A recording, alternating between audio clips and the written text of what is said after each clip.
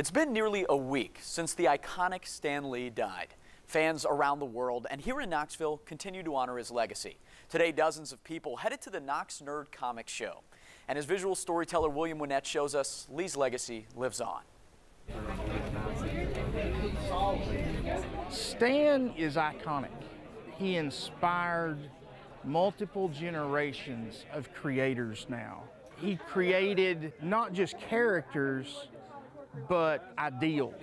There you go. Thank you very much. He took issues from the 60s, like racial bias and minority bias, and channeled it into the X-Men.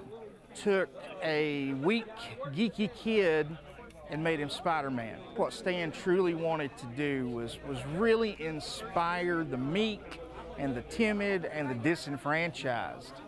And he truly did it.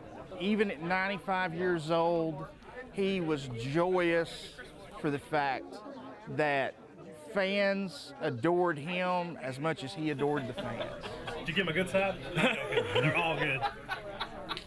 Nerd went from being derogatory to complimentary. It became cool.